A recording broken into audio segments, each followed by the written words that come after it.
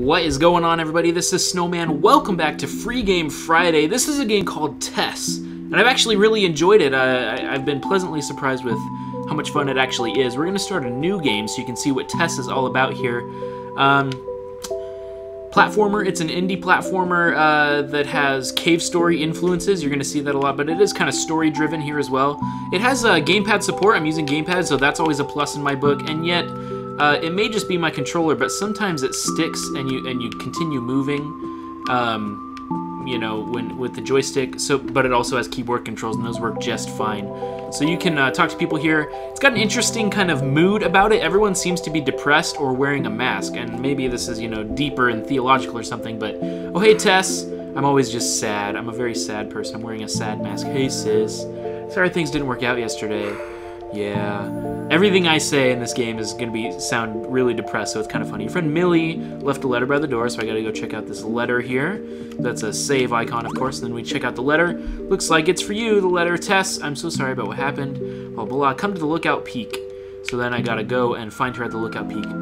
So, it's your basic platformer, jump and shoot. I mean, I don't know why I have a gun, but I do. I have a gun, so that's something. I've never been this way. This is a secret that I did not find in my first playthrough. You get experience orbs. You can see where you can already see the cave story influences here. When you hit an enemy, it tells you how much damage you're doing, you know, with each hit, which is very cave story-like. In fact, even just the death animations and everything is very similar.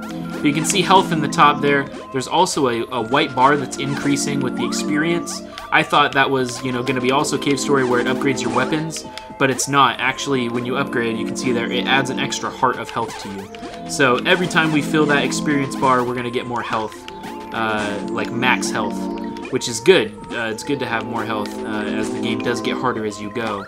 So we're just trying to work our way out to the lookout peak. You may not see as much as I would like you to see in this Free Game Friday episode because it's relatively long, which is actually, that is a good thing, believe me. That's a good thing when you're playing a free game.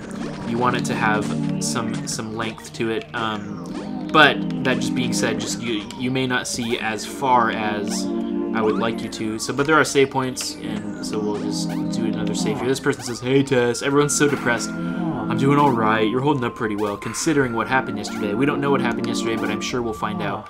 Well, I'll see you around." So people are either sad or happy, depending on what mask they're wearing. But we're gonna get to the top of the lookout point here and find our friend Millie, and then the game will kind of start to take off from there. This is kind of the intro, if you will. But it's your basic platformer. I mean, you're just jumping and shooting. That being said, it controls pretty well. The jumps are a little bit floaty, but I think that's on purpose. Like when you already jump, it keeps that jump arc momentum that you've gotten. But again, you know, I do think that's on purpose, intentionally designed that way. But that's fine. Other than that, it controls pretty well. There are little secrets along the way, but they're nothing special, really. It's just kind of getting more energy. It's like very light exploration. Let's try and kill this guy here. But you do want to try and kill everyone you can so you can get more experience so that you can get more health. But like, here's a tiny little secret, even though you saw it going up. That's a pretty easy one, but I guess it's just introducing the idea to you since some of them are a little harder further on. I'm playing pretty frivolously, like I'm just taking lots of hits, but if you don't have max health, almost every single enemy will drop health, so it's really not that big a deal if you lose health. But I'm playing a lot worse than I did my first playthrough just to test the game. But anyway, get it, just to test the game. Oh, I'm so funny. So we're almost to the top of the lookout point. That one's lost forever. But you can see our health is increasing, which is good. I only got to like the second level in this game, but my health was already pretty high. You can kill these guys, but we can also just move on if we want. I want to kind of go quickly so I can try and show you as much of this game as I can. But I'm also hopefully not going to die here. But I like the cave story influences. I mean, I say that like it's a copycat, but honestly, like, that's a good thing. It's a good thing to be influenced by. I think there's a lot of merit to that game, a lot of good things to be influenced about. Oh my gosh, I'm just playing so terrible. There we go. Now this, it looks like you can't get up here, but if you get a nice, good running jump, you somehow, like, clip up to it. And I don't know if that was, like, an intentional glitch, because that's the only way to get that, but either way, we move on. So now here's this person, tells you don't go to the lookout peak. We're not supposed to play there. The valley below is too dangerous. Okay, so that's what we're doing. I just sigh with every time I talk. Okay, so we're here at the peak. Now we get to talk to our friend Millie, who is waiting for us here. Hey, Millie. There you are. This changes. Everything changes. She's very happy when we've been depressed this whole time.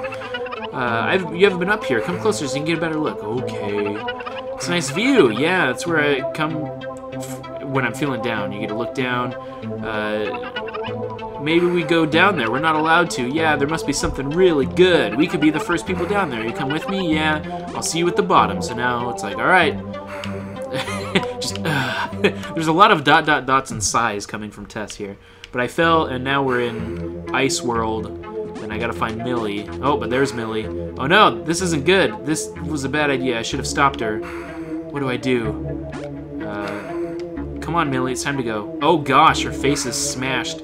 You wanted to go exploring, right? Let's go. I'll just carry you. So now I'm carrying Millie for some reason, but that's okay. So now this is basically the second level. Everything's snowy. So there's going to be different enemies, little snowballs here, but they are still going to drop everything experience. And these guys break into smaller snowballs. What I haven't mentioned yet is when you are holding down the shoot button, you kind of strafe. So like, if I'm shooting but move backward, you can see I'm still shooting that way, but that's only if you're shooting. We also have different weapons, which is great. So now we have a spread shot, which we can use, which does a lot more damage at close range. And I really like the spread shot, so I'm going to stick with that for now. It also has knockback on the... I say enemies, but I mean these are just snowballs. But either way, you know what I'm talking about. Oh, there's a creepy dude in a mask that I got to find and chase down. Okay, so let's save real quick.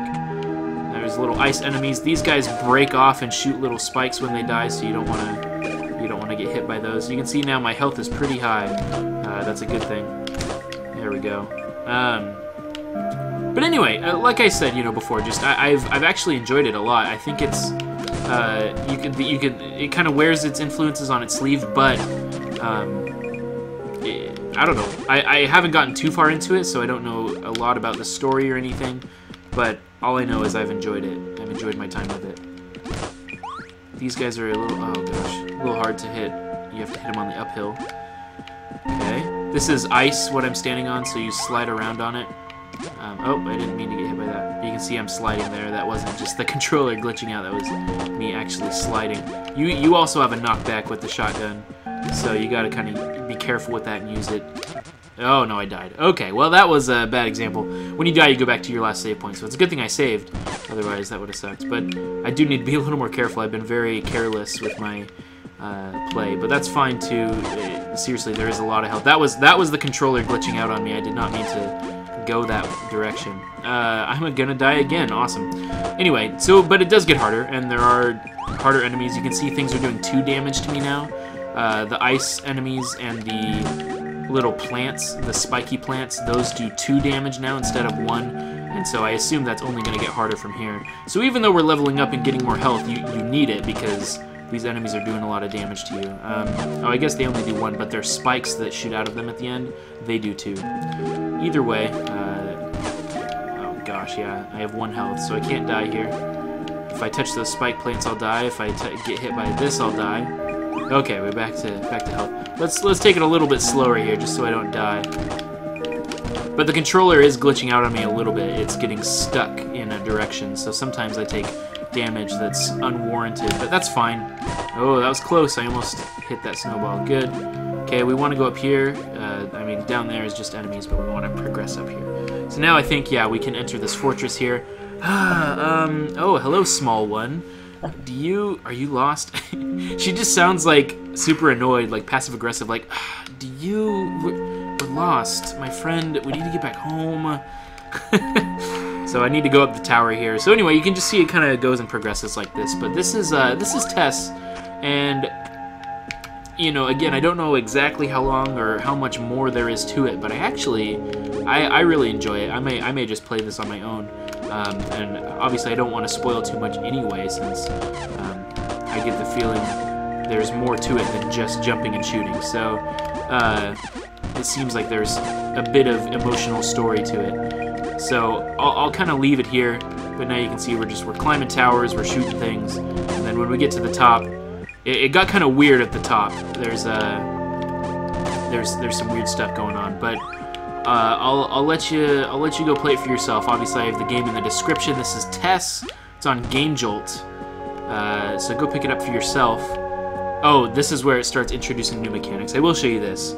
It starts doing things where you fall through the ground and touch the roof. So that starts coming into play now.